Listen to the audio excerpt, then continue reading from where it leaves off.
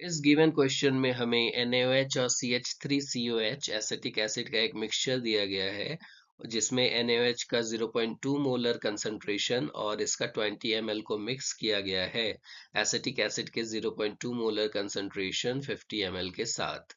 और हमें इस मिक्सचर का pH पूछा गया है।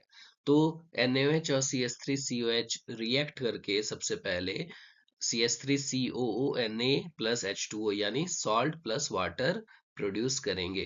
तो हमें ये कैलकुलेट करना होगा कि इस रिएक्शन की वजह से कितना सॉल्ट प्रोड्यूस हो रहा है और इसके लिए हम लोग स्टोइशियोमेट्री का मदद लेंगे।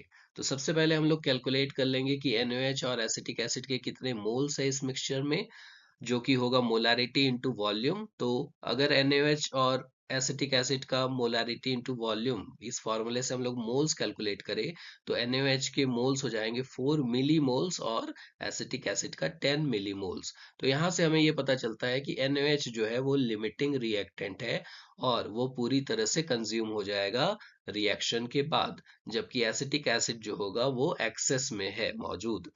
तो अब हम लोग यहाँ से प्रोसीड करेंगे और कैलकुलेट करेंगे कि कितना सॉल्ट प्रोड्यूस होगा।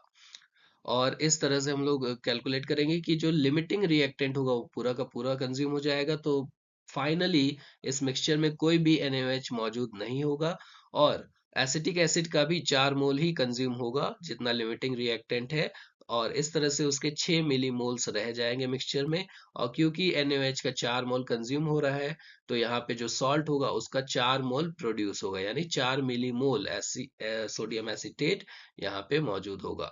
और अगर हम लोग इस कंटेनर को अब देखें तो यहाँ पे हमें मिलेगा एसिटिक एसिड के 6 मिलीमोल्स और सोडियम एसीटेट के 4 मिलीमोल्स, जो कि आपस में एक एसिडिक बफर है।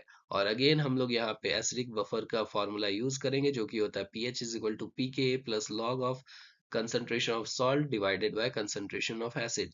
और यहाँ पे pKa वैल्यू जो होता है एसिटिक एसिड का वो होता है 4.74 और हम लोग सारे वैल्यूज को यहाँ पे पुट कर देंगे तो हम लोग pH कैलकुलेट कर सकते हैं, जो कि इस केस में आएगा 4.56।